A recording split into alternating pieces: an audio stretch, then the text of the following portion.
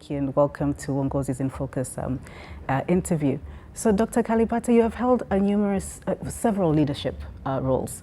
From Minister of Agriculture in Rwanda, you have been member of various boards, councils and commissions, and now president of AGRA. If you look back, where and how did your leadership journey begin? That's an interesting question because I think it's very difficult to pinpoint leadership. Leadership is not something you get out to do. You plan, you wake up planning, I'm going to be a leader. I don't think it works like that. Situations present themselves and you walk through those situations, you go through them, and sometimes leaders are made. In fact, not sometimes, a lot of times leaders are made. And leaders are made by situations they pass through. Your resilience, your tenacity, your ability to move things forward, your commitment to getting things done. I guess after a while, that describes you as a leader. But I didn't set out to be a leader because I'm not sure that that's how it works. And I don't think a lot of people wake up thinking, I'm going to work to be a leader. I think you get into the work, you do the best you can, and that makes you a leader when you do it and do it well. So whether it is how I worked in research. In research, when I was working in research, I made it a point to do a lot of things many other people didn't want to do. I didn't think that that was trying to be a leader. I thought that that was trying to solve problems.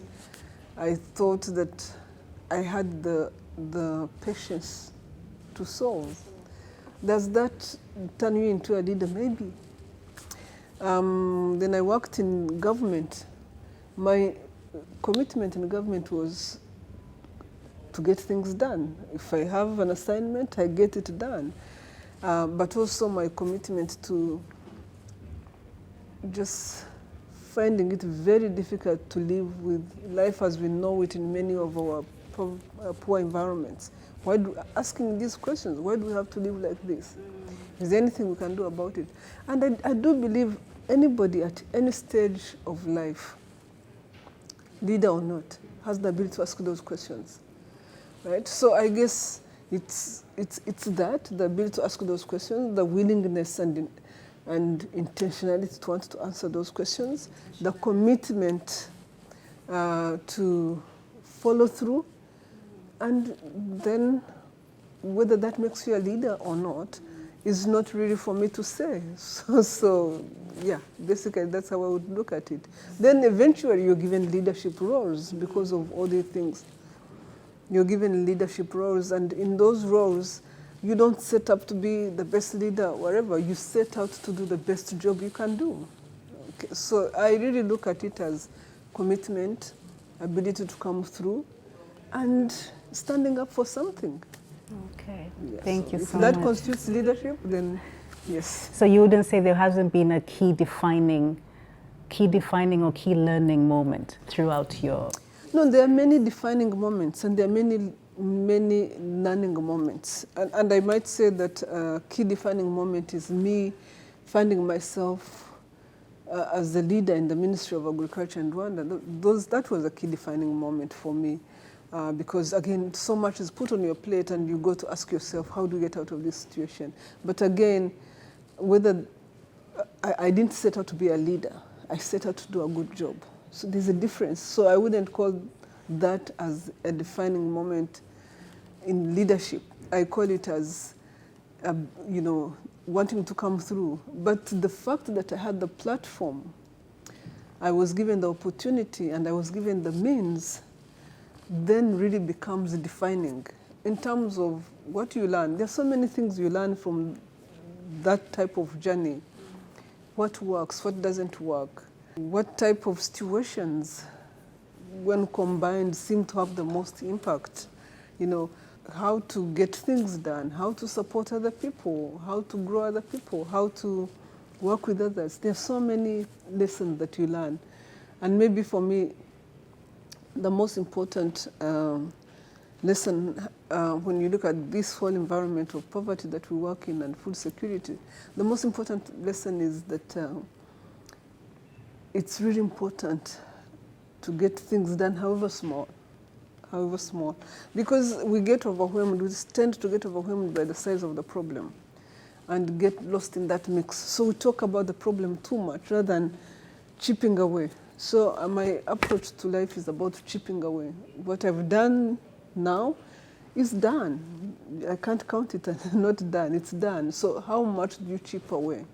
So I look at it from a perspective of if I had a mountain to remove, I'd chip away and I will remove that mountain. Small, exactly. bits. That's how I look at problems. So I think that's for me probably the biggest lesson I've learned in all these things. There's no problem that is too big. For me, there's no problem that is too big if you take this chipping away approach, because you start from somewhere and then you get moving. Then as you do that, you learn that there are faster ways of solving a problem. So if we shift gears and we look now at agriculture in Africa, we've heard that insufficient markets and unfair trade practices have been pointed out as a stumbling block for the agricultural sector development in Africa. Is this true? What is your take on this statement?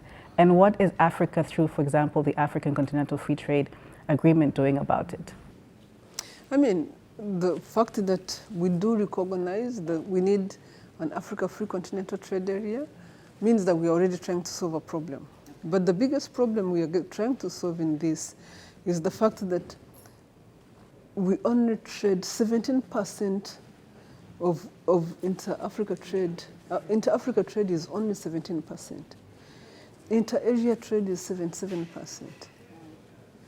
That tells you what the problem is. We import 80% of the food we eat on this continent that is processed is imported from other regions, not from within Africa, from other regions.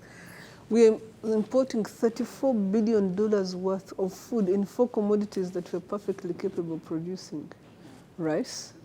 Tanzania is one of the biggest rice producers, but we import, even here we import rice. Right. Maize. We import maize on this continent.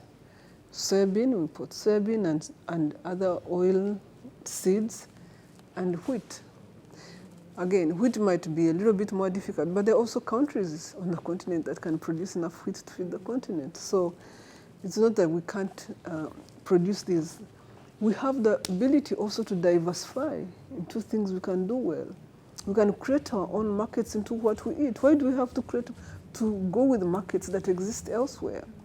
What makes wheat important in Africa if it is not a commodity that we should be eating? Well, we should be eating is another word. What makes wheat more important than cassava, which we are perfectly capable of producing? Because what makes wheat more important than millet, which we are perfectly capable of producing? Because we haven't invested in ensuring the right yields for these commodities. We haven't invested in processing value out of these commodities. So we go with what other people have already done. But those are not our commodities. We don't have comparative advantage in producing some of these commodities. Why would we go with them? So I think the challenge here that the Africa Free Continental Trade Area can address is, and is trying to address, is first of all markets in existing commodities that we are not doing well, ability to trade with each other that we are not doing well because we have lots of tariff and non-tariff barriers, taking advantage of competitive advantage between our different countries, comparative advantage between our different countries. Like I said, Tanzania produces enough rice probably to feed the whole continent, but how do we optimize that as a continent? Taking advantage of trade corridors that can feed us. We are now sitting between a beautiful trade corridor all the way from Angola, the Rubito corridor of Angola to Dar es Salaam, but we only use it for minerals. We only use it for minerals. Those transport corridors are used for minerals. We don't use it for food. So I think the missed opportunity here, and maybe what the Free Continental Trade Area is trying to do, is trying to understand where the opportunities lie and how we we up them. I know there's a strategy that is already being done on food because we are supporting the development of that strategy, the continental strategy on food trade. We already have a food trade coalition across 4 regions of the continent, west, East, south, north, yeah. south and eastern, and we are building on that to build a food trade strategy that recognizes the comparative advantage sitting in our midst. So there's a lot that can be done, but the most important thing is we can save some of the resources we are sending out. As for buying food, 34 billion is a lot, and can employ a lot of people. Over 40 million jobs can be created by just making sure that those things, that process is being done on our continent. Right, right. And so you've already pointed out that AGRA is supporting development of the strategy. What else or what more is AGRA doing to support this? There's no way the free continental trade area can happen on the back of an institution like AGRA. The free continental area will happen because individual countries that are part of the free continental agreement want to do it. Every country will have to do its investment. Every country will have to understand its opportunity. And again, what we are trying to do here is to work with the CFTA Secretariat to come up with a strategy that recognizes that AGRA has a lot of capacity in the food space that we can use to support the Secretariat to develop the strategy. But that strategy will not happen because AGRA or any other external institution is investing. It will only happen if countries take the fact that they have ratified that treaty into action. That's the only way it will happen. And then optimize the capacities within their borders and across their borders. As we're wrapping up, Dr. Agnes, I think we can't not talk about climate change in terms of what the possible impacts are. Some we've seen, some we're yet to see. And specifically now looking at Africa and agriculture. Is African agriculture more vulnerable than others, and why, when we're looking at climate change? So there are so many reasons as to why African agriculture is more vulnerable. It's the most underinvested. So it has the least resilience. Because it's underinvested, it's left to what's happening in the environment. The elements is what we used to call them. It's left to what is happening. Is rain coming? Yesterday, the president of Kenya said, you don't need rain, you need water to produce food. But we use rain to produce food, we don't use water. That's why we call our agriculture rain-fed agriculture. So the moment we work like that, we really are left to what's happening. We have too much rain that comes and destroys everything, and we are not prepared for that. We have too little rain that disappears for 6 years, like happens in some of our countries, and we are not prepared. We don't know what's going on. There's something about climate change that indicates that climate change is going to be more virulent, if you might say, on the equator, that countries on the equator get to experience the most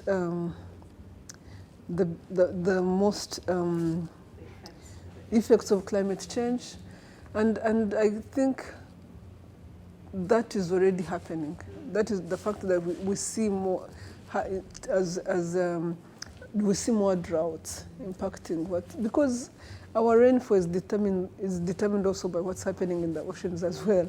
We see more droughts that are related to what's happening with climate change. Countries that have 4 seasons are still experiencing some, you might say some form of relief, because it's almost like they are warming up to good agriculture, even in terms of when they wouldn't be able to do agriculture. But really, I'm not sure that that's what you want. You don't want the Arctics warming up to produce food like the tropics. No, you don't. It just means don't. We are losing so much more the moment we start losing the Arctics, which is happening. Right. 2 years ago, the Arctics had one of the highest temperatures ever, 34 degrees. What happens is we have a seed vault in the Arctic, which seed vault was put in the Arctic because of the temperatures of the Arctic. Now those seeds have to be maintained using artificial cooling because the Arctic can no longer be trusted for natural cooling. So climate is such that it has come to impact us. Climate change is going to impact all of us. More difficult and huge effect on the equator from a drought perspective. We are seeing extremes everywhere as well. We are seeing extremes in the north. We are seeing extremes during summers when fires become a problem in other continents as well.